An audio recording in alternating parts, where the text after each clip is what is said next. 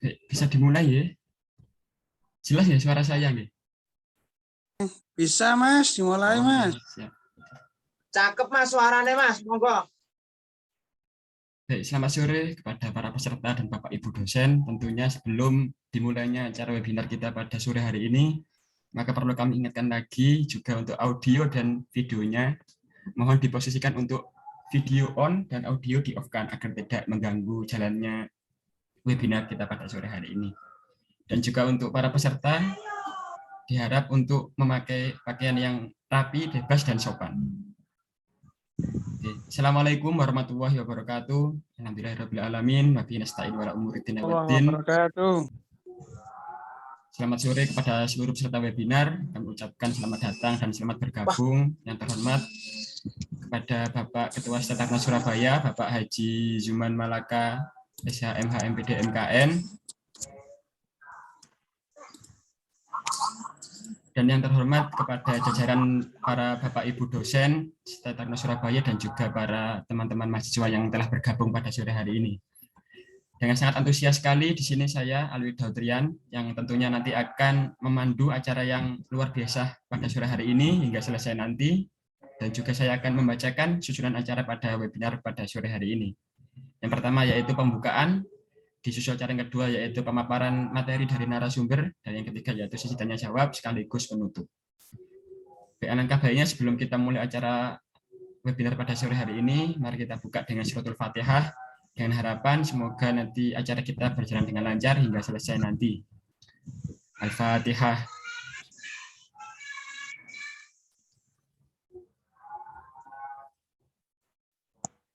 Untuk sesi selanjutnya yaitu pemaparan materi dari narasumber. Perlu diketahui yaitu Indonesia sebagai negara dengan jumlah kurang lebih 270 juta penduduk dan tak terhindar dari berbagai masalah tentunya. Salah satunya yaitu tentang masalah ketenaga kerjaan.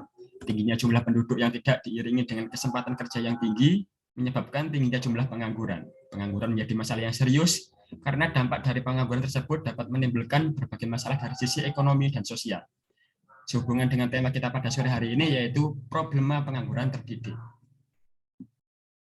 Sebelum dimulai webinar pada sore hari ini, izinkan saya untuk memperkenalkan terlebih dahulu narasumber kita pada sore hari ini, yaitu beliau, Ibu Umi Musyadah MPDI. Beliau adalah salah satu dosen Prodi PGMI di kampus Setarna Surabaya dan juga sebagai pengurus Pertani HKTI Jatim.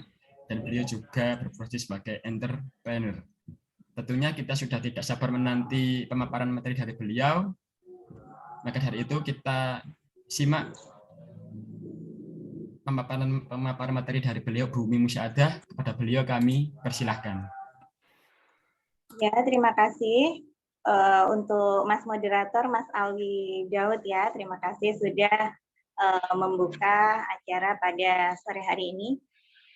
Baiklah, saya mulai. Bismillahirrahmanirrahim. Assalamualaikum warahmatullahi wabarakatuh. Waalaikumsalam warahmatullahi wabarakatuh. Alhamdulillahirabbil alamin, hamdan syakirin, hamdan na'imin, hamdan yuwafi ni'amahu wa yukafi mazidah. Ya Rabbana lakal hamdu kama yanbaghi li jalali wajhika wa 'azimi sultanik. Subhanaka Allahumma la 'ilma lana illa ma 'allamtana wa 'allimna ma yanfa'una wa barik lana fima 'allamtana innaka antal alimul hakim. Rabbi shrah li sadri wa yassir li amri wahlul 'uqdatam min lisani yafqahu qawli. Amma ba'd.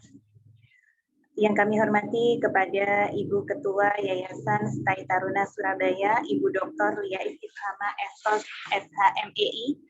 Yang kami hormati kepada Bapak Ketua Stai Taruna Surabaya, Bapak Haji Zuman Malaka SHSHI, SPDI, MH, MPDI, MKN. Dan yang kami hormati kepada Ibu Ketua Ibu Dr. Sayul Ana MPDI, Ibu Dr. Randa Lailatus Zahro MPDI, dan juga hadir di tengah kita Bapak Kaprodi PGMI Stai Taruna Surabaya, Bapak Abdullah SUD MPDI. Alhamdulillah ya, banyak yang hadir sudah pada sore hari ini. Dan juga yang kami hormati kepada para ibu-ibu dosen STAI Taruna Surabaya, ada Ibu Kartika, ada Ibu Lisa, ada Bapak Amin dari HKI, juga ada Bapak Isa dari PAI. Alhamdulillah, puji syukur kehadirat Allah Subhanahu wa Ta'ala yang mana pada sore hari ini saya masih diberikan nikmat sehat, nikmat bisa menjalankan ibadah puasa, nikmat yang mana kita dalam momen Ramadan ini sudah berbeda dengan tahun-tahun yang lalu. Mungkin ketika Ramadan tahun yang lalu kita masih pandemi ya, masih terbatas juga, kita tidak bisa leluasa untuk beribadah seperti tarawih, akan tetapi pada hari ini, pada Ramadan kali ini kita bersyukur sekali karena Ramadan hari ini kita sudah bisa leluasa untuk tadarus dan untuk beribadah tarawih. Ya. Pada kesempatan sore hari ini, saya akan menyampaikan tentang problematika atau problema pengangguran terdidik. Boleh minta tolong Mas Alwi PPT saya ya? Baik Bu, sebentar saya tampilkan. Oke.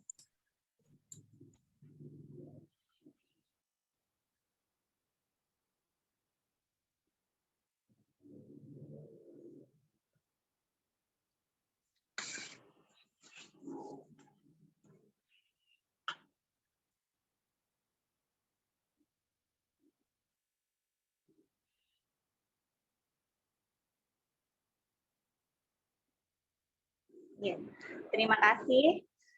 Pada kesempatan sore hari ini, sambil menemani ngabuburit ya, saya ingin sedikit membahas tentang problema pengangguran terdidik. Next, Mas.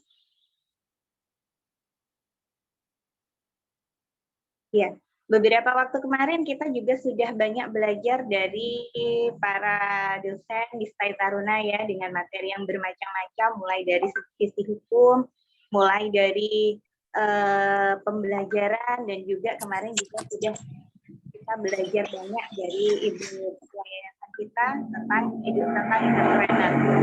Dan pada sore hari ini saya ingin membahas problema pengangguran terdidik, tapi sebelumnya kita next, Mas. Ya, saya ucapkan selamat menunaikan ibadah puasa buat semua pada hari ini. Semoga amal ibadah puasa kita diterima oleh Allah Subhanahu wa Ta'ala. Next, Mas. Ya. Nah, seperti ini. Ketika sebelum kita membahas tentang problema pengangguran terdidik, kita membahas tentang seperti ini. Ketika kita masih menjadi mahasiswa ya. Mungkin Bapak Ibu semua atau adik-adik yang masih mahasiswa mengalami ketika masa-masa kita menjadi mahasiswa.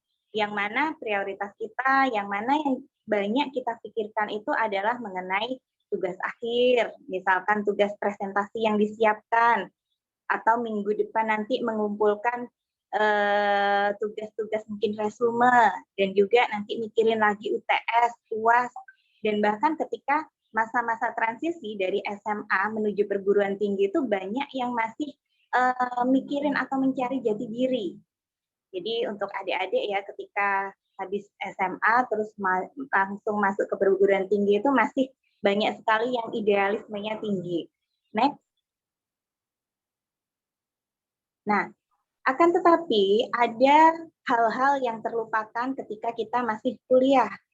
Jadi banyak sekali mahasiswa yang masih mengenyam pendidikan di bangku kuliahnya itu lupa ketika di masa dia berkuliah, melupakan hal-hal bahwa nanti ketika setelah lulus itu apa yang harus disiapkan. Jadi banyak sekali ketika fokus kuliah, apalagi anak-anak mahasiswa hari ini ya, berbeda dengan saat saya menjadi mahasiswa. Mahasiswa hari ini kebanyakan pengen cepat lulus, jarang sekali yang menggeluti, jarang sekali yang ikut organisasi, tapi banyak sekali pokoknya cepat lulus lalu kerja. Seperti itu, banyak sekali seperti itu. Karena saya mendengar keluhan dari teman-teman yang di UKM ya, bahwa untuk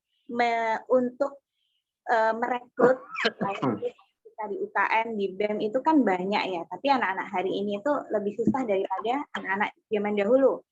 Dan anak-anak sekarang ini menyiapkan dunia kerjanya itu masih belum. Pokoknya fokus kuliah terus sampai mereka lupa bahwa ketika di bangku kuliah itu belajar itu bukan hanya di ruang kuliah. Jadi ketika Bapak Ibu atau adik-adik berkuliah itu hanya beberapa persennya saja. Belajarnya ketika sama dosen 1 jam, 1 jam setengah itu hanya sebentar. Selebihnya wawasan pengetahuan jenengan, terus wawasan lainnya, wawasan keilmuan itu bisa jenengan dapatkan di kos-kosan atau di organisasi, di kos-kosan atau di pondok. Kita mungkin bisa banyak baca buku ya.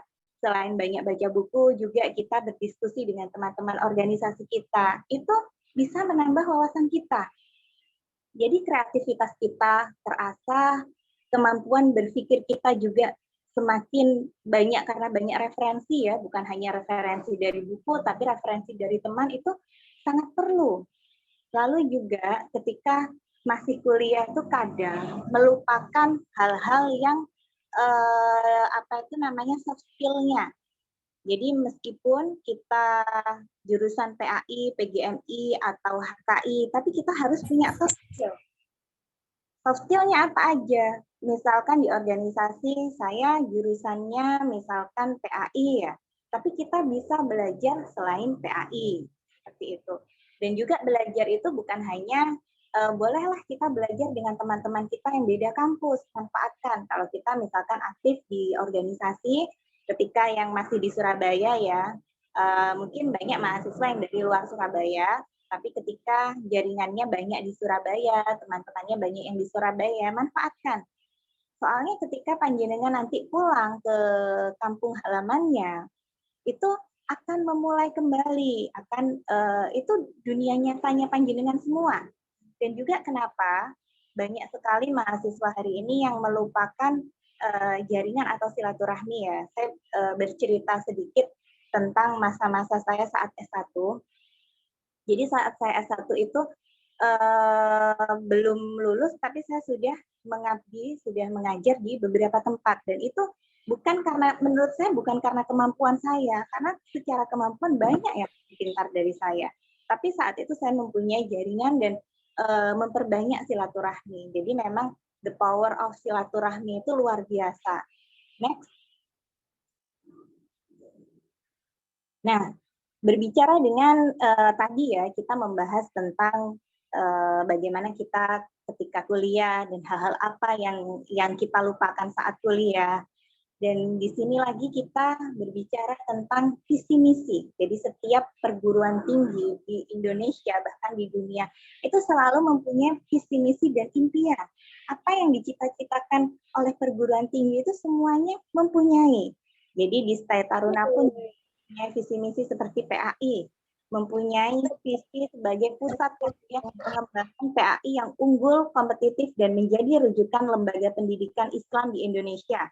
Selanjutnya PGMI juga menjadi prodi yang profesional dalam pengembangan pendidikan, mampu melatih calon guru MI yang bermutu dan berdaya saing tinggi. Untuk HKI sebagai tempat pengkajian dan pencetak ahli hukum keluarga Islam yang bertakwa kepada Allah Subhanahu wa taala, memiliki intelektualisme dan profesionalisme di bidang hukum keluarga Islam serta peka terhadap perkembangan zaman. Jadi impian setiap perguruan tinggi itu sudah sangat luar biasa, visi misinya semuanya. Akan tetapi next Mas Alwi. Ya. Lalu apakah harapan itu sesuai dengan realita di masa depan? Misalnya banyak sekali ya hari ini itu meskipun lulusannya pertanian tapi tidak menjadi bekerja di pertanian. Lalu ada lulusannya hukum, tapi bekerjanya bukan di hukum. Padahal visi misi setiap perguruan tinggi ketika misalkan kita kuliah di PGMI ya, ingin mencetak guru MI yang luar biasa hebatnya. Akan tetapi kondisi hari ini itu banyak sekali yang tidak sesuai dengan apa yang kita impikan. Nah, realita hari ini, jadi sumber daya meningkat, lapangan pekerjaan semakin sedikit, apalagi pandemik ya. Pasca pandemik setelah pandemi kemarin memang angka pengangguran itu naik. Sekarang pasca pandemi pun juga seperti itu. Daya beli masyarakat, daya beli seseorang itu sekarang itu berbeda dengan dulu. Next.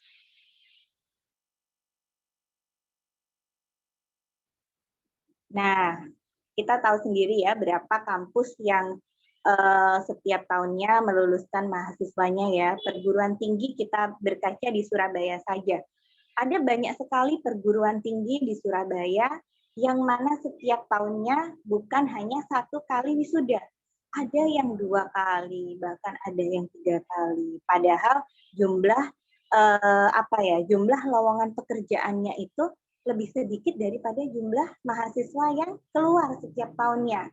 Misalkan di kampus A, lulusan gurunya itu ada 200, 300, bahkan 500.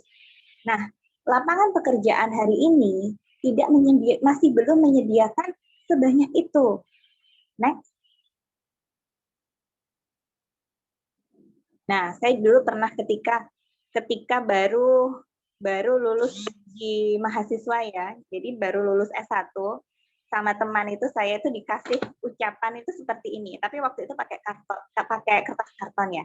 Selamat, Anda resmi menjadi seorang pengangguran. Wah, rasanya saya sakit hati saat itu. Kenapa? Karena memang saat itu saya merasa tidak menganggur. Jadi ketika saya saat itu masih kuliah S1, saya sudah di semester 3 saya sudah mengajar di TPA milik kampus. Saat itu saya S1 di UIN Jember. Jadi saat itu saya sudah mengajar di situ dengan melalui rekrutmen. Jadi mahasiswa-mahasiswa dan aktivis itu kita punya kesempatan untuk melamar di situ.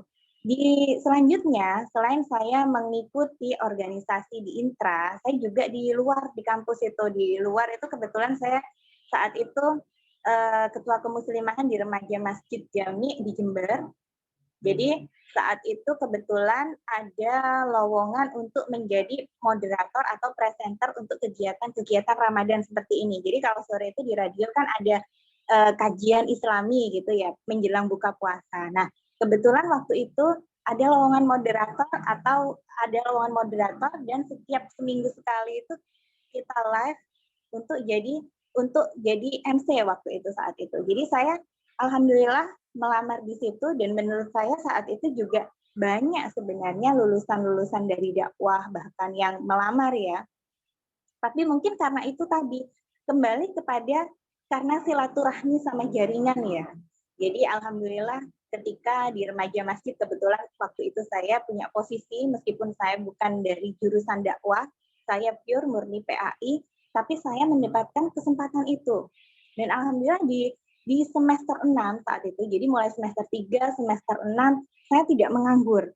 Jadi makanya penting sekali ketika soft skill ya, kemarin juga disinggung oleh Ibu Ketua Yayasan kita bahwa soft skill itu perlu sekali. Dan juga ketika lulus nanti, akhirnya kita tidak bingung mau ngapain, karena kita sudah banyak hal yang sudah dipelajari, bukan hanya belajar sisi di perkuliahan, tapi kita juga belajar bersosial. Jadi seperti misalkan di perguruan tinggi nih, di perguruan tinggi itu kan ada yang namanya KKN, PPL. Nah, KKN itu mengajarkan kita bagaimana bersosialisasi kepada masyarakat. Makanya kadang di tempat KKN itu kita itu sebagai mahasiswa ya, nggak peduli jurusan apa, kita itu dianggap bisa banyak hal. Bahkan ketika di tempat KKN ya, meskipun jurusannya bukan jurusan A gitu ya, tapi kita kadang diminta untuk tampil yang seperti diinginkan masyarakat. Nah, next. Nah, ini ada gambar seperti ini. Ketika kamu wisuda tapi tidak jelas apa yang Anda pelajari. Ada yang seperti ini kah? Semoga tidak ada ya.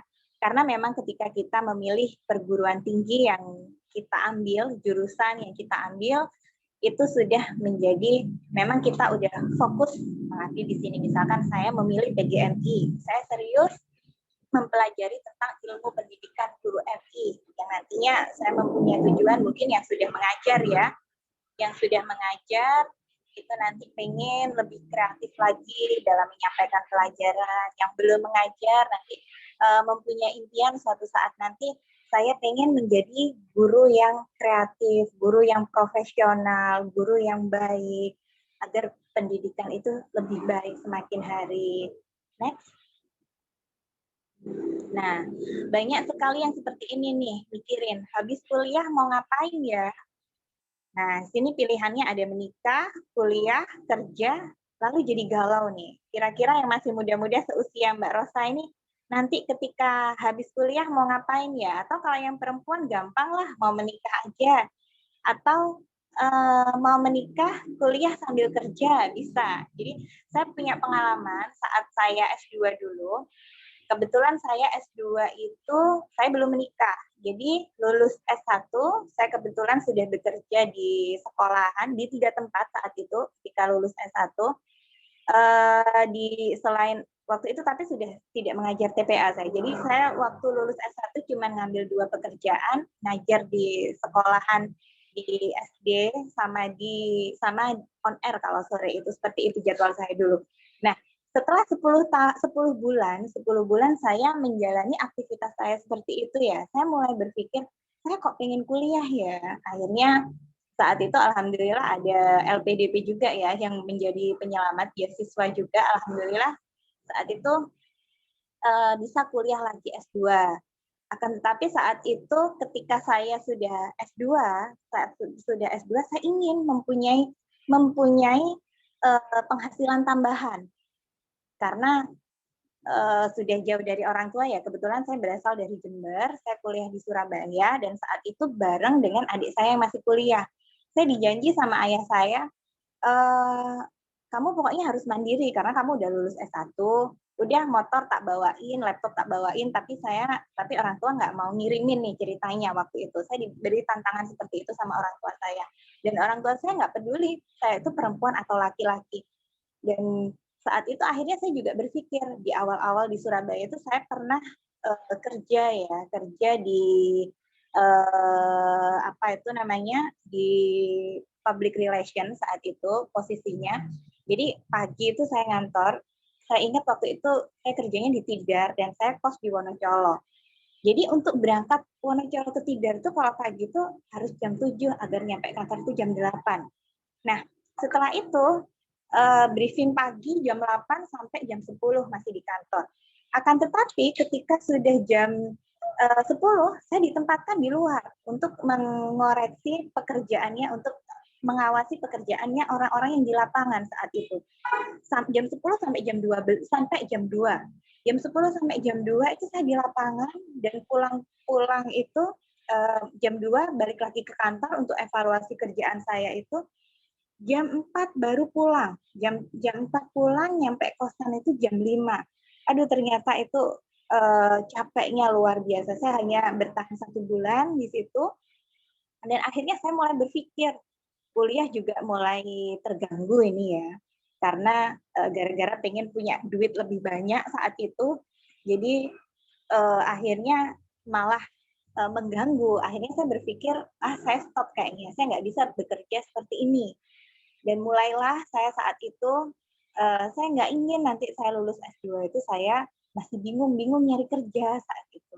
Jadi saya mulai berpikir, karena memang saya mulai menyukai ya dunia entrepreneur ya. Jadi saya mulai saat itu mempunyai itu usaha yang tentang souvenir. Waktu itu souvenir nikahan saya melayani, souvenir hitanan saya melayani. Dan saat itu di kos-kosan itu jadi banyak sekali barang-barang yang di-packing dan dibantu adik-adik yang masih S1. Jadi saya satu kos itu dulu ada adik-adik masih S1, waktu itu saya sudah S2, tapi adik-adik itu mau bekerja di saya untuk mendapat penghasilan tambahan. Akhirnya setelah itu saya yang promoin, adik-adik yang packing, bahkan dulu kalau untuk pecah belah saya kulaani juga di Kedawung saat itu. Dan juga ketika itu saya gini, masa sih saya jurusan S2-nya ngambil PAI, cuman saya gini aja, akhirnya setelah keuangan itu dapat ya, saya mulai berpikir, kok kayaknya nggak berkembang ya seperti ini. Kebetulan saat itu saya mendapat mata kuliah pengembangan kurikulum ya. Mata kuliah pengembangan kurikulum, saya jadi berpikir, sepertinya saya pengen membuat bimbel saat itu. Dan kebetulan waktu itu adik-adik yang masih S1 itu juga mengeluh gitu ya ke saya, Mbak, saya pengen dong dapat penghasilan tambahan nih dari orang tua, hanya cukup ini, nggak bisa buat shopping, nggak bisa ini. Kebetulan adik-adik kos saya itu anak-anak yang ini, yang apa ya, yang fashionable, anak-anak yang ya seneng lah begitu, seneng ya, semuanya pasti pengen ya punya keuangan lebih itu ya. Jadi waktu itu adik-adik di kos itu pada tertarik, ayo Mbak, aku pengen kerja nih, kan kalau souvenir ini kan musiman, kalau ada manten, kalau ada ini, tapi untuk sehari-hari mereka pengen.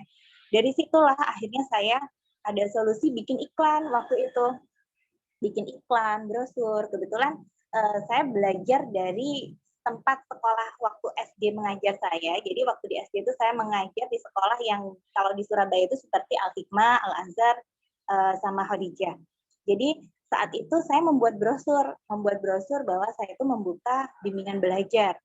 Saya datanglah ke Khadijah, datanglah ke Al-Hikmah, datanglah ke Togamas, untuk itu. Kadang di sela-sela waktu orang tua menjemput anaknya itu kami datang untuk mempromokan itu. Dan akhirnya di awal itu kami dapat 8 siswa.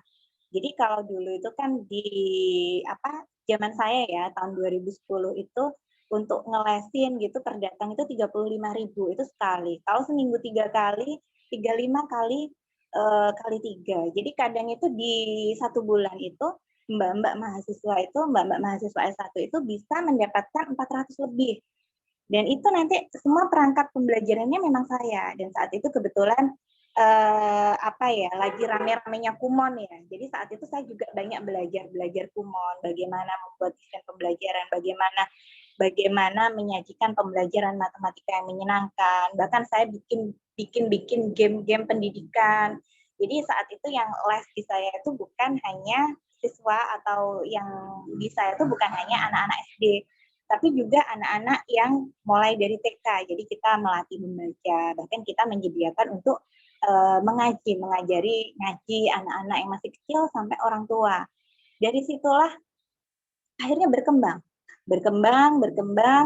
dan alhamdulillah adik-adik juga terbantu. Saya pun juga merasa senang karena saya nanti ketika lulus nggak bakalan nganggur seperti itu. Next. Nah, hal ini ya sungguh terjadi. Awal kuliah kita senang banget ya baca-baca buku filsafat. Ketika sudah lulus, mulailah kita bingung nih cari-cari, meskipun di dalam jurusan apapun ya, bukan jurusan pendidikan. Mulai bingung ini bagaimana untuk tips-tips memulai dunia usaha. Ini tips ternak lele misalkan. Next. Dan ini kondisi hari ini ya. Jadi banyak sekali kuliah bertahun-tahun, skripsi mati-matian, ujung-ujungnya begini. Jadi ini fenomena ya yang terjadi di masyarakat ya. Jadi ribuan sarjana itu daftar Gojek. Bahkan memang ya antri berjam-jam di Senayan, penghasilan mencapai 6 juta per bulan. Jadi Gojek memang menjanjikan penghasilan yang luar biasa ya. Mungkin bisa buat sampingan ya. Bahkan mahasiswa banyak ya masih ya yang sambil ngegojek ya. Jadi nggak apa-apa ketika masih jadi mahasiswa sudah kita berproses. Next. Nah ini grafik pengangguran terdidik. Nih apa solusinya nih? Jadi tingkat pengangguran lulusan universitas ini dari tahun ke tahun semakin naik.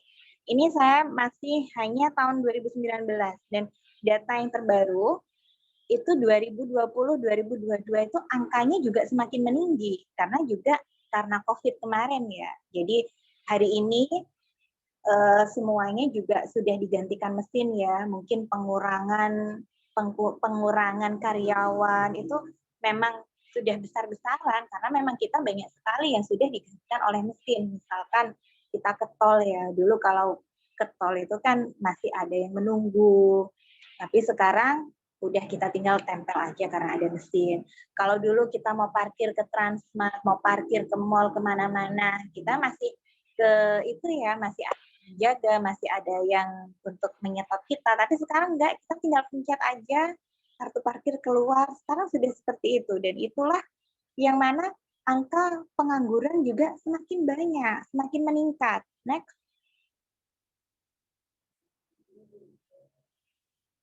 Nah, ini. Apa itu pengangguran kira-kira? Jadi dari tadi kita berbicara tentang pengangguran ya. Lalu apa sih pengangguran itu? Jadi pengangguran ialah orang yang tidak bekerja sama sekali. Dia sedang mencari pekerjaan, mencari kerja, dan bekerjanya kurang dari 2 hari selama seminggu. Atau seseorang yang berusaha mencari pekerjaan. Jadi usia pengangguran itu ketika dia sudah misalkan lulus usia kerja ya, usia kerja. Jadi kalau masih sekolah MTS itu tidak, MTS SMP itu masih belum dikatakan pengangguran. Tapi ketika misalkan sudah lulus kuliah nih, nganggur, itu bisa dikatakan pengangguran. Next. Nah, faktanya, lembaga pendidikan di Indonesia hanya menghasilkan pencari kerja, bukan pencipta kerja.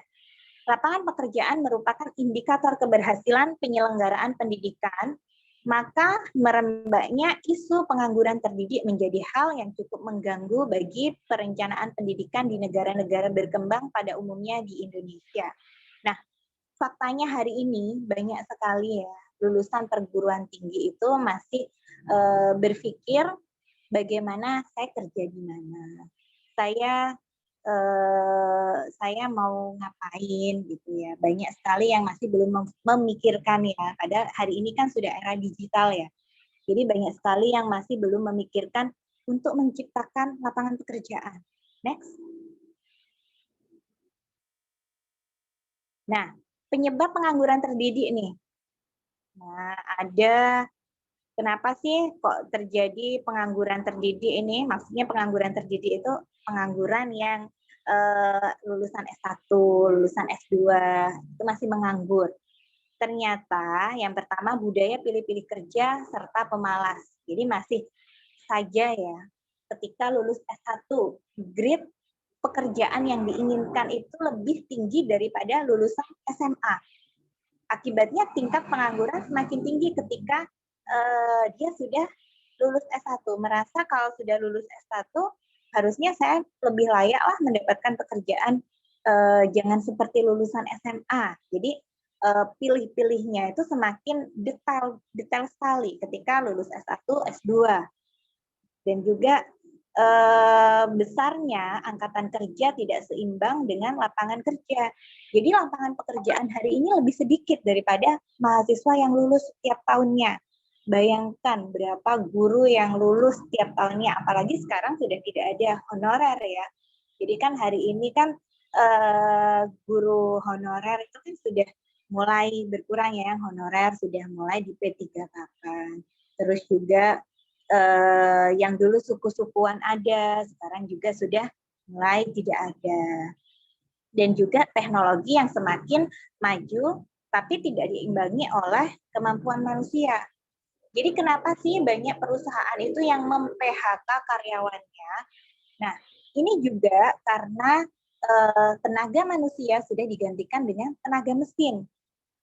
Bahkan di Jepang ya, yang serba teknologi semuanya ya, sudah ada robot yang menyapu lantai, sudah ada mesin yang membersihkan kaca yang seperti itu. Untungnya di Indonesia masih ya ada cleaning service, masih ada OB, office girl, itu masih ada. Tapi ketika semakin berkembangnya teknologi, manusia itu siap-siap untuk tidak terpakai. Manusia siap-siap untuk sudah tidak terpakai, sudah terbuang ya rasanya ya. Jadi karena sudah digantikan mesin, sudah digantikan robot. Jadi akhirnya semuanya juga berkurang. Misalkan sekarang semua ya, kalau kita ngelamar dimanapun ya, Kalau dulu kan harus manual ya, surat lamaran pekerjaan yang dikoreksi manusia, yang dikoreksi tumpukan berkasnya itu dikoreksi. Akan tetapi hari ini semuanya sudah digantikan mesin semua. Jadi ketika kita melamar pekerjaan nih, sudah ada linknya, sudah ada tempat untuk daftarnya, sudah ada unggah dokumennya yang tidak perlu dikoreksi sama orang lagi. Jadi semakin berkembangnya teknologi ini, angka pengangguran juga semakin banyak karena semuanya tergantikan oleh mesin. Dan juga selanjutnya keterampilan dan juga skill yang dimiliki para pencari pekerjaan tidak sesuai dengan apa yang dibutuhkan oleh suatu perusahaan. Jadi hari ini ya bahkan Google pun membuka lamaran pekerjaan itu tidak dilihat lulusan S1, S2, S3, tapi kemampuan dia, keahliannya dalam bidang apa nih orang nih. Jadi yang dicari seperti itu, orang-orang yang ahli di suatu bidang itu. Next. Nah, kita belajar, bolehlah ya, kita belajar atau mengambil pengalaman dari negara-negara adikuasa ya. Jadi kehebatan ekonomi Amerika itu ternyata terkait erat dengan jiwa-jiwa entrepreneur dalam lembaga pendidikannya. Jadi sikap inilah yang kemudian membawa negara Amerika menjadi bangsa yang besar, menjadi bangsa yang adikuasa, dan Jepang setelah itu membuka diri dari ketertutupan yang lama. Jepang mulai mengikuti jejak-jejak keberhasilan dari Amerika, kemudian dipadu dengan nilai-nilai budaya yang kuat dari Jepang sendiri. Kini kita saksikan bagaimana kemajuan bangsa Jepang yang begitu mengagumkan. Bahkan dalam beberapa bidang malahan lebih tinggi dari Jepang daripada Amerika. Dan kehebatan entrepreneur spirit Amerika yang membangun dalam segala bidang ya. Jadi di Amerika kehebatannya seperti itu, Jepang belajar dari Amerika, digabungkan dengan budaya Jepang, akhirnya Jepang sekarang menjadi negara yang benar-benar berkembang teknologinya. Kita lihat saja ya, banyak sekali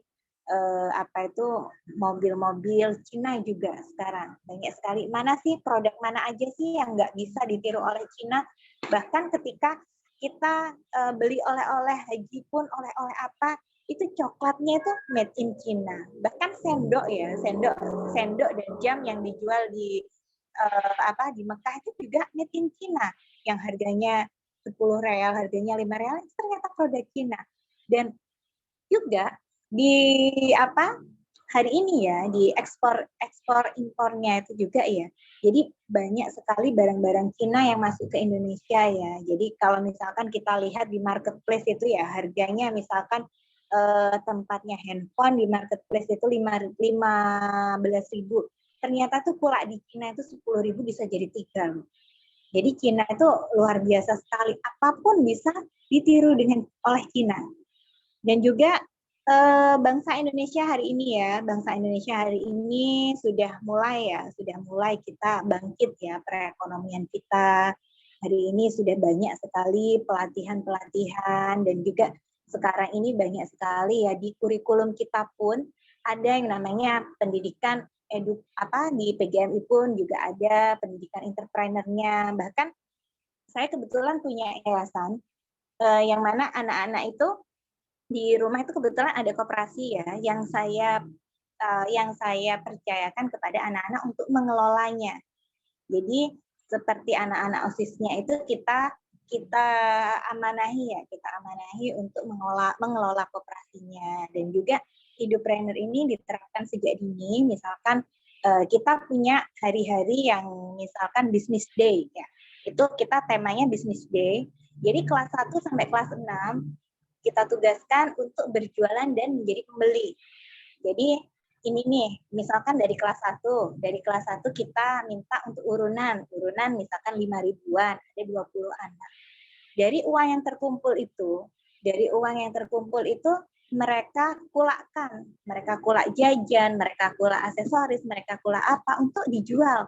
Jadi semacam bazar gitu ya, di meja-meja gitu, nanti ada yang membeli, nanti ada yang menjual, itu seperti itu. Itu kami ajarkan pendidikan edupreneur sejak dini ke anak-anak. Jadi itu sebagai soft skill-nya ya, meskipun mereka nantinya jadi apa, tapi mereka ada ilmu-ilmu perdagangan, ada ilmu-ilmu muamalah. Dan juga Rasulullah kita kan juga berdagang ya, seorang pedagang ya. Next. Nah, ada solusi untuk pengangguran terdidik ya. Jadi Bapak Ibu, adik-adik yang lulus kuliah ini, mulai yang belum lulus kuliah juga ini perlu disiapkan, perlu diasah lagi skill dari diri kita sendiri. Kita ini misalnya apa ya? Kita ini misalkan kita kuliah tapi kita sambil apa itu ngajar. Nggak apa-apa, tetap kita ngajar, tetap kita kuliah, bisa jalan bersamaan. Misalkan kita bisa membagi waktunya. Dan kita kan bukan usia-usia SMA atau SMP ya yang belum bisa membagi waktu, tapi kita sudah usia anak-anak kuliah, anak-anak mahasiswa yang mana kita bisa bagi waktu kita. Selanjutnya, mengikuti pelatihan-pelatihan kerja atau diklat atau fasilitas yang disediakan pemerintah. Hari ini Bapak Ibu, adik-adik, banyak sekali pelatihan-pelatihan gratis yang sudah dijadikan pemerintah, yang sudah diberikan oleh pemerintah. Jadi misalkan dari Kominfo juga ada pelatihan digital marketing, terus juga dari Dinas Koperasi UMKM dan mana itu semuanya juga sudah banyak sekali yang memberikan pelatihan secara cuma-cuma. Nah, selanjutnya memperbanyak jaringan ketika masih kuliah, mumpung masih di Surabaya, mumpung masih banyak temannya. Ayo manfaatkan jaringannya. Temannya bisa apa, temannya ngajak apa yang selagi itu positif, ayo kita ikuti. Misalnya, ayo yuk kita join yuk, kita bikin buku nih bareng nih berdua, nanti bisa namanya dua penulis misalnya. Nanti juga bisa seperti itu, bisa akhirnya menghasilkan karya. Mungkin kalau panjenengan sudah pulang di daerahnya masing-masing, susah sekali ya untuk terkoneksi lagi ke teman-temannya. Jadi mumpung masih di Surabaya, ini perbanyak jaringannya. Lalu juga aktif dan kreatif ya. Aktif dan kreatif itu tergantung soft skill-nya panjenengan. Apa yang panjenengan sukai, apa yang panjenengan inginkan. Dari sekarang disiapkan, meskipun masih mahasiswa belum lulus, siapkan dari sekarang. Jadi ketika lulus sudah nggak mungkin galau, nggak bingung mau ngapain. Dan juga ini berwirausaha ya. Jadi hari ini nih, meskipun profesi apapun, nggak apa-apa, kita tetap berwirausaha. Meskipun kita jadi guru, jadi dosen, jadi konsultan pernikahan. Saya kebetulan kerja di 2 tempat, yang satunya jadi dosen, terus satunya juga konsultan keluarga sakinah. Nah, dan kebetulan saya juga berwirausaha juga. Selain kalau Ramadan gini juga saya usaha di kebutuhan Ramadan ya. Mungkin selain Ramadan juga saya masih aktif jualan itu. Jadi ketika momen Ramadan gini baju muslim memang lagi naik nih. Tapi ketika non bulan Ramadan mungkin baju tidak seperti ketika musim mau lebaran seperti ini. Tapi ada 2 usaha yang saya geluti. Yang satu memang saya fokus di baju-baju muslim, jadi banyak pegang brand-brand baju muslim, dan juga yang satunya memang saya direct selling ya, jadi memang perusahaan yang memang sudah berdiri lama di Indonesia, kebetulan saya di situ, dan ternyata kenapa saya banyak pelanggan. Nah itu dari pekerjaan saya, misalkan saya punya saya konsultan keluarga sakinah ya.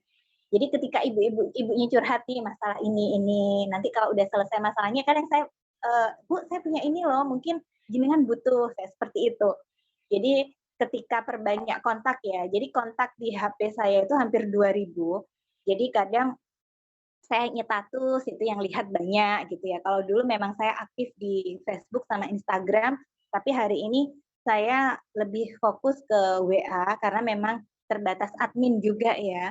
Jadi saya laku jualan itu dari status-status saya, dari perbanyak teman tadi ya. Kenapa kita perlu banyak silaturahmi, banyak itu. Jadi banyak sekali secara nggak sengaja tiba-tiba kemarin ada orang yang pernah konsultasi ke saya ini, dan akhirnya berteman, save kontak saya, melihat status saya. Ternyata dia butuh ini. alhamdulillah itu jadi jalannya rezeki. Jadi akhirnya ya meskipun kita profesi mungkin kalau ini ya apa ya, kalau mungkin belum PNS atau apa ya, secara matematis, secara keuangan kalau hanya guru, kalau hanya konsultan yang masih apa ya, konsultan seperti saya mungkin nggak terlalu banyak ya gajinya, tapi alhamdulillah diimbangi dengan berwirausaha itu bisa mensupport keuangan keluarga. Jadi alhamdulillah ketika mengajar mungkin ya nggak itu ya kita ya, karena memang kan rezeki gaji dari Allah kan lebih banyak ya. Jadi tersupport dengan ketika berwirausaha. Bahkan Rasulullah sendiri kan mengajarkan untuk kita berdagang. Next.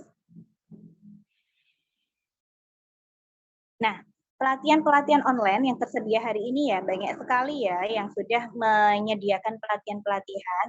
Iya, baru-baru ini kita lagi rame nih tentang PPH, pelatihan produk halal. Jadi saat ini di Indonesia itu membutuhkan berapa ya kemarin itu apa 100.000 ya pendamping produk halal. Dan kemarin kebetulan saya juga mengikutinya, saya bersama Bu Mala mengikuti ini. Kebetulan kemarin saya angkatan pertama, iya. Jadi di sini pelatihan produk halal ini tujuannya itu mencari pendamping produk halal ya PPH ya. Alhamdulillah jadi saya bisa sudah tersertifikat nih bisa menjadi pendamping untuk UMKM yang ingin mengurusin label halalnya. Jadi label halal hari ini gratis. Jadi yang punya usaha kalau mau di merek di produk usahanya itu di labelin halal itu bisa menghubungi PPH pendampingnya. Jadi bisa mendampingi nanti akhirnya, dan ini juga ketika jadi pendamping produk halal itu juga ada uang transport lah ya bahasanya ya, ada bukan gaji ya. Jadi ketika kita membantu UMKM untuk mengurusin produk halalnya itu ada transport buat seorang PPH. Dan itu juga lumayan kan, misalkan panjenengan masih kuliah ya lumayan lah ada uang transport, dan juga memperbanyak jaringan ya. Selanjutnya juga pelatihan UKM, UMKM. Dan ini Bu Dr. Lia nih yang juga banyak sekali jaringan UMKM-nya. Dan beliau ini juga membawahi banyak sekali UMKM di Jawa Timur. Ada Kominfo, pelatihan Kominfo ini juga lagi rame nih sekarang. Lalu juga ada ini, pelatihan dari ini, bantuan kita bisa manfaatkan program-program pemerintah yaitu kartu pekerja, terus juga hari ini kan ada itu ya, ada bantuan presiden ya. Mungkin kalau kita punya itu ya kita dapat seperti itu, mungkin itu bisa jadi modal awal kita ya. Modal kita untuk membuka usaha baru. Dan saat ini ya, Bapak Ibu, adik-adik, untuk memulai usaha itu kita tuh nggak perlu kalau dulu kan bikin siup, terus bikin izin usaha yang berbayar ya. Paling nggak kalau dulu tuh kalau ngurusin izin usaha mau buka usaha itu paling tidak ada uang 5 juta lah. Kalau hari ini tuh semuanya gratis. Kita sudah tinggal bisa online ya di OSS itu kita bisa bikin nomor induk berusaha nomor induk izin usaha sendiri, NIB ya istilahnya ya. Jadi hari ini tuh semuanya dimudahkan sekali. Mau ikut pelatihan bisa pelatihan online, tinggal kita ngatur waktunya. Lalu mau daftar usaha sudah gratis juga. Mau bikin label halal sudah ada pendampingnya yang juga gratis semuanya. Next. Selanjutnya. Nah, ini dan profesi-profesi di era digital saat ini. Jadi hari ini ya kita bisa memanfaatkan digitalisasi ya. Jadi hari ini banyak sekali nih konten-konten kreator ya. Jadi kerjaan anak-anak hari ini tuh lebih keren ya kalau daripada zaman kita dulu. Mungkin kalau kita dulu saat ditanyain cita-citanya jadi apa? Jadi dokter, jadi guru. Tapi kalau hari ini tuh banyak sekali yang memang pekerjaannya itu berbeda sekali pada masa kita. Jadi seperti sekarang nih konten kreator gajinya juga lumayan banyak ya. Kalau misalkan dia di TikTok, di YouTube-nya udah banyak sekali, itu udah luar biasa keuangannya. Bahkan hari ini artis-artis pun juga sudah bukan di media TV lagi, tapi juga semuanya sudah memanfaatkan YouTube, memanfaatkan TikTok, semuanya memang kita harus mengikuti itu semua. Dan juga content writer itu biasanya dia bertugas untuk menulis blog, website, riset yang baik, dan juga mendeskripsikan suatu produk ataupun jasa. Saya pernah ikut pelatihan copywriting ya, jadi untuk content writer itu memang ada pelatihannya. Saya pernah ikut beberapa kali, dapat buku, dapat ilmu juga, itu online semua, dan itu memang lumayan mahal ya pelatihannya ya. Saya pernah ngikuti pelatihan yang berbayar 300.000, 500.000, saya ikutin. Karena saya merasa, saya perlu nih ilmu ini, meskipun saya jurusan pendidikan. Dan juga programmer digital marketing desain grafis. Nah, ini juga perlu sekali, karena untuk desain-desain ya, apalagi sekarang kan UMKM itu kan lagi banyak ya. Dan juga, next. Nah, ini profesi dengan bayaran termahal. Ini, profesi dengan bayaran termahal yang pertama network, ini menurut ini ya, urutan pekerjaan dengan bayaran termahal di acara Mata Najwa dulu ini.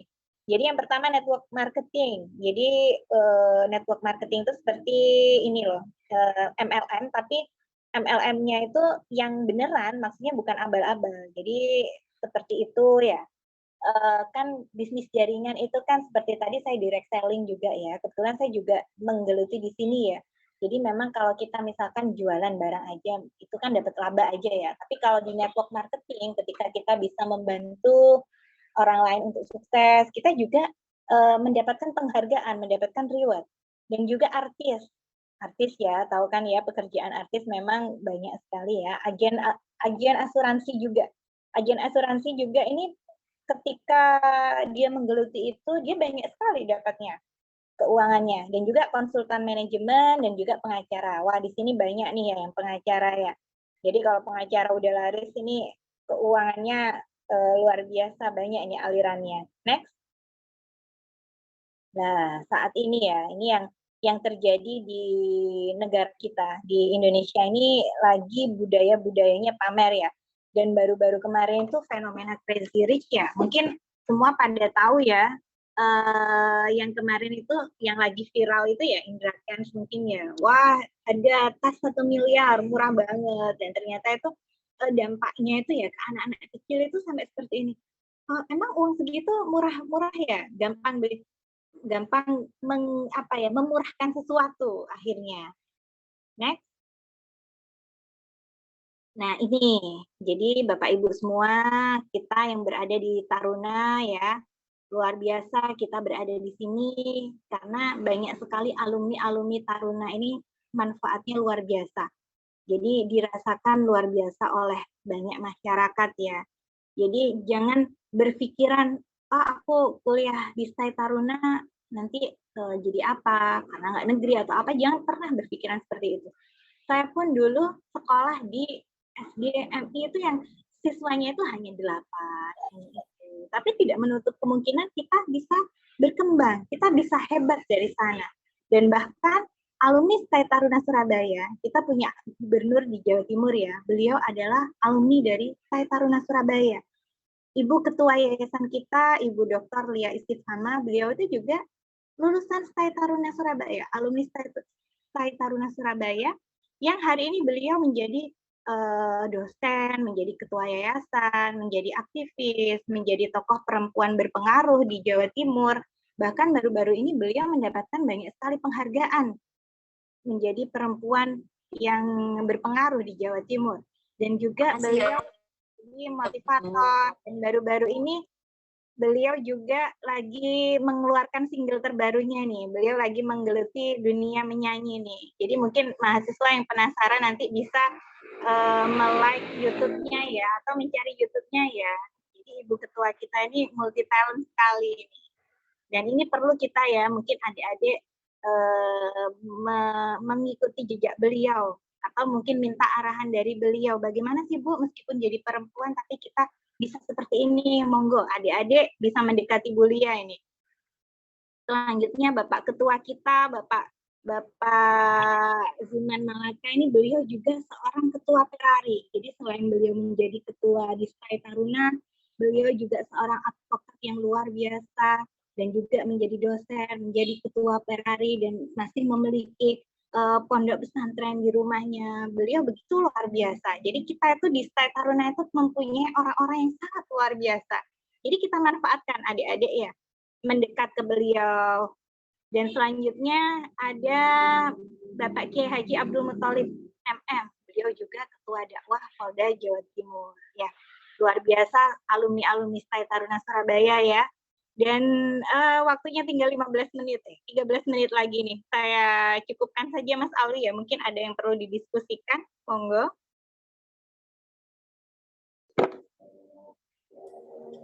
Baik, terima kasih Bu Umi. Melanjut sesi ketiga, yaitu sesi tanya jawab.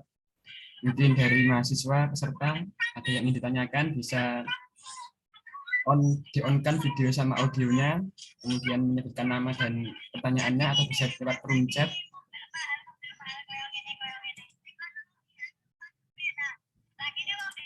Kita buka dua pertanyaan terlebih dahulu ya.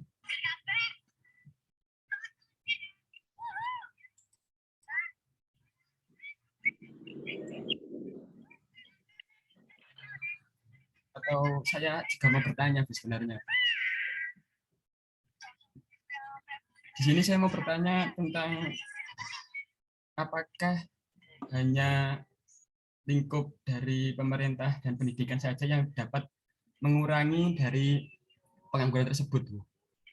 Apakah ada dari sisi lain dari bidang masyarakat atau dari keluarga juga bisa untuk mengurangi pengangguran tersebut? Kalau ada, mungkin dalam bidang apa atau bagaimana solusinya seperti itu? Ini pertanyaan dari siapa ya ini tadi? Ini saya Bu yang bertanya. Mas Alwi ya? Nggih. Oh gitu ya. Jadi selain dari pemerintah ya, dari pemerintah memang hari ini menyediakan banyak sekali ya pelatihan-pelatihan. Jadi dari apa itu namanya? Dari pendidikan juga saat ini dari sejak dini ya. Sejak di jenjang sekolah dasar kita juga sekarang ini sudah ada kurikulum tambahan misalkan pendidikan entrepreneur. Itu dari sisi pendidikan dengan di pemerintah. Jadi hari ini pemerintah itu juga untuk mengurangi angka pengangguran.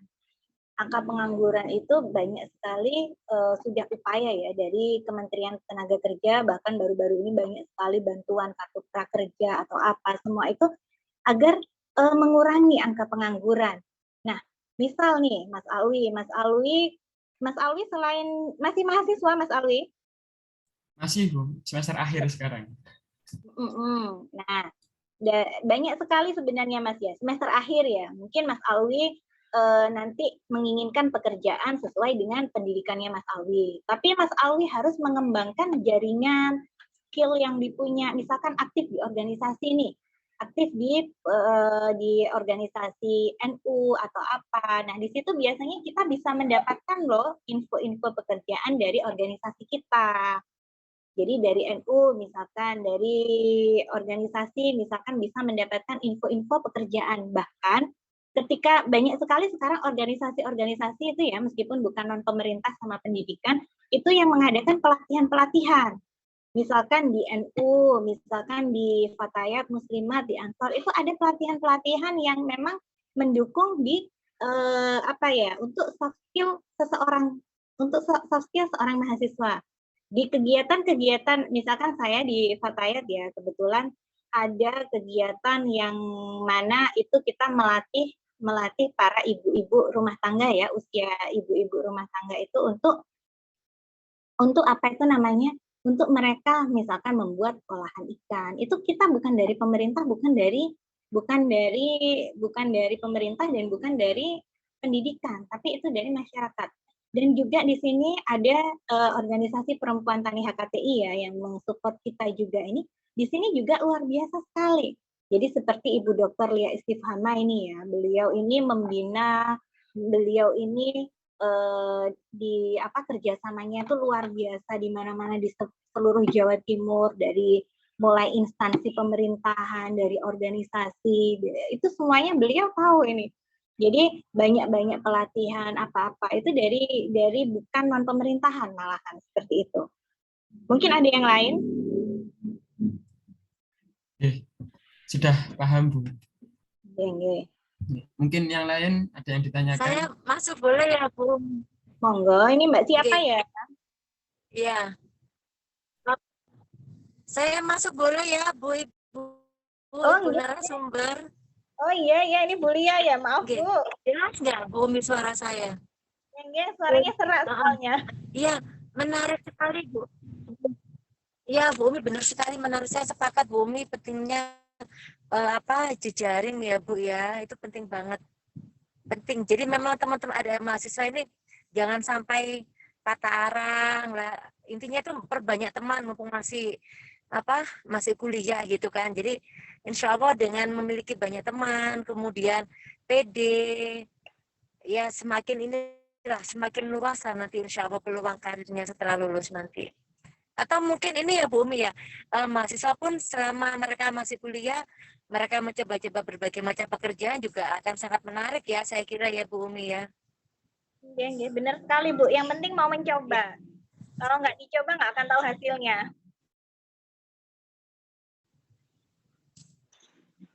Iya, sinyal. Nggak apa-apa deh. Yang jelas mantap Bu Umi, sepakat. Iya. Sepakat. Mungkin dari yang lainnya. Ini saya melihat ini ada Bapak Ibu dosen dari PGMI nih. Mungkin ada yang ditanyakan dari Bapak Ibu dosen atau dari teman-teman mahasiswa? Soalnya sorry.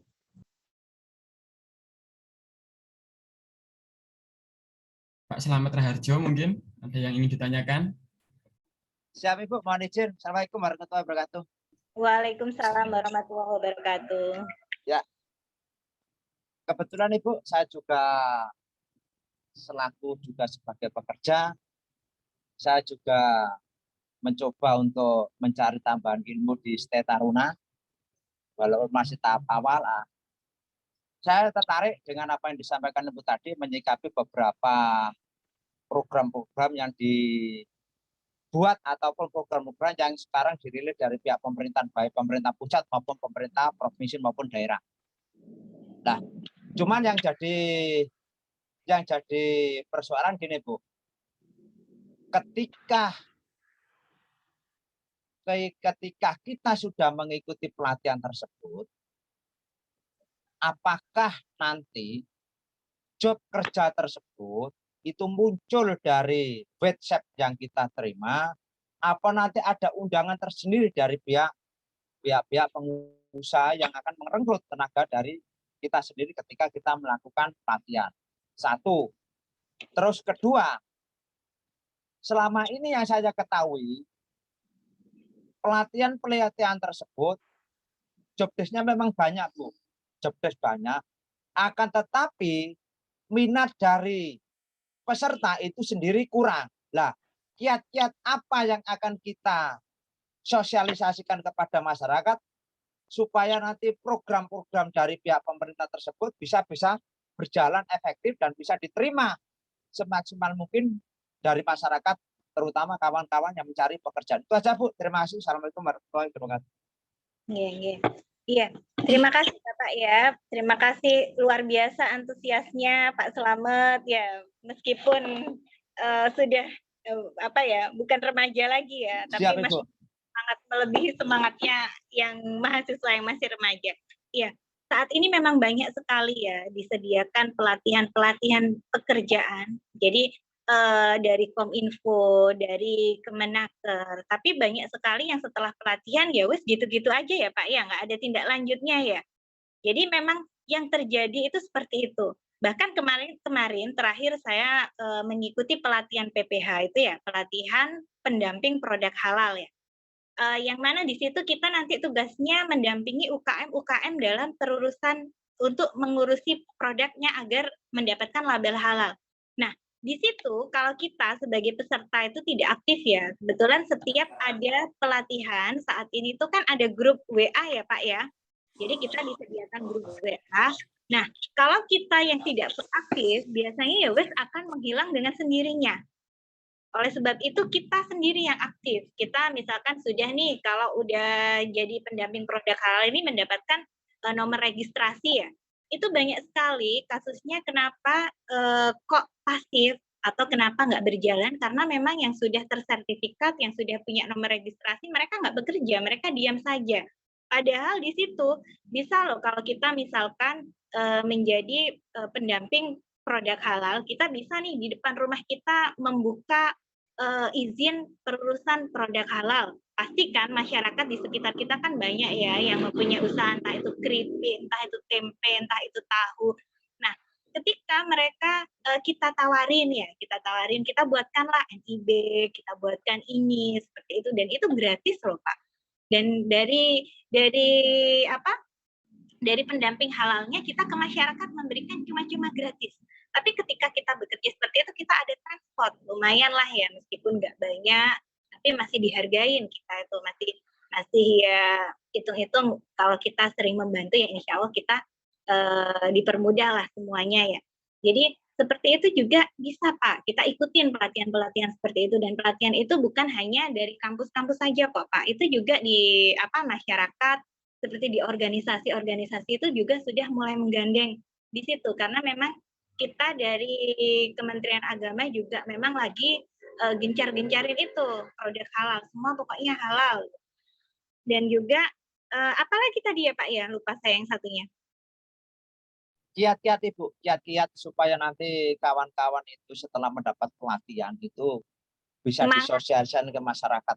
Jadi manfaatnya ada gitu. Kiat-kiat yang harus kita berikan kepada masyarakat sekitar ketika kita sudah mengikuti pelatihan itu apa gitu. Nah, jadi gini Pak, misalkan kalau hari ini kan mungkin kita itu ya sudah ini ya lebih mudah daripada orang dulu ya. Mungkin kalau dulu ingin berbagi itu masih koar-koar ya, datang langsung memberitahu ini seperti ini. Tapi sekarang kita bisa manfaatkan media sosial kita Pak. Kita punya IG, kita punya FB, kita punya WA, kita punya grup, di rumah kita punya jamaah pengajian, di rumah kita bisa sosialisasikan dalam itu Pak. Jadi hari ini tuh lebih mudah sekali ya untuk menginformasikan sesuatu, entah itu diterima atau tidak ya. Yang penting kita sudah ikhtiar, sudah berusaha, dan itu sudah mengarahkan yang lebih baik. Selebihnya ya kita pasrah gitu ya, karena kita sudah ikhtiar kita seperti itu. Itu. Ya Ibu, termasuk jadi intinya bisa digarisbawahi bahwasanya kita harus proaktif Bu ya. Kita harus proaktif. Nah.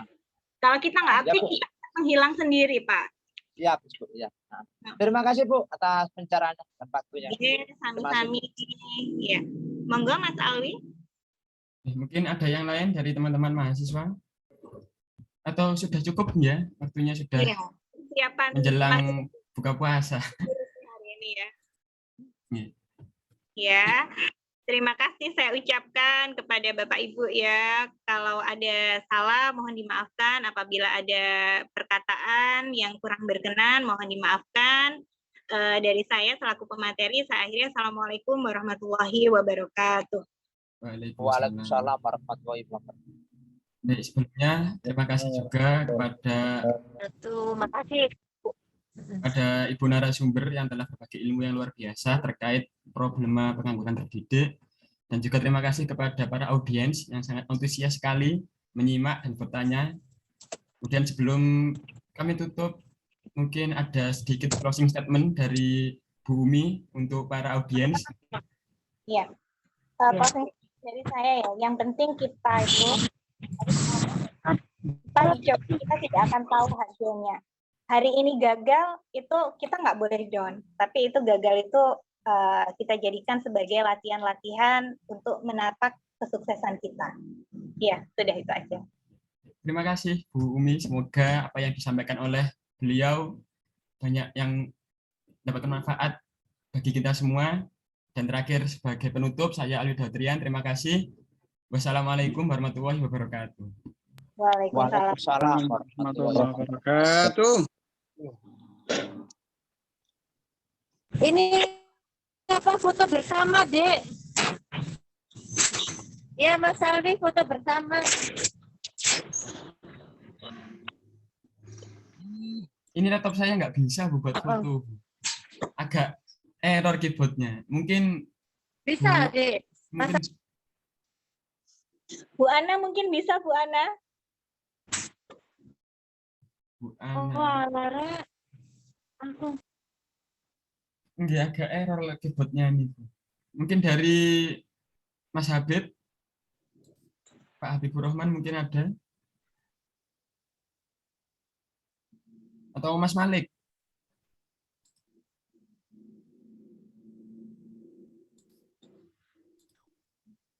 walah. Nggak bisa. Ya tadi ya, oh udah terikot. Ya, sudah terekod kok. Bu Lia dengaren kok nggak pakai laptop Bu Lia biasanya. Bu Lia lagi di jalan ini sepertinya. Jalan. Bu Lia sibuk ya. Iya.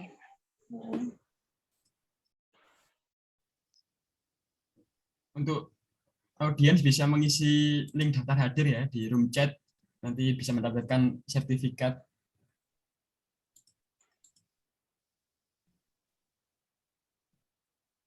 Yang sudah selesai bisa meninggalkan room. Ya. Mohon izin mendahulu Ibu. Assalamualaikum Pak Alfi ya. Oke, Pak Isa. Iya, mantap, lancar, alhamdulillah semuanya berjalan dengan baik ya. Pamit saya duluan. Bu Zaro. Saya juga izin pamit ya Mas Alwi ya. Siap, Bumi. Terima kasih, Ya, Bumi. terima kasih ya. Bumi, Mas Alwi, Pak Isa semuanya keren. Bu Ana. Ya. Izin live Bumi ya. Wassalamualaikum ya. Iya, Bu.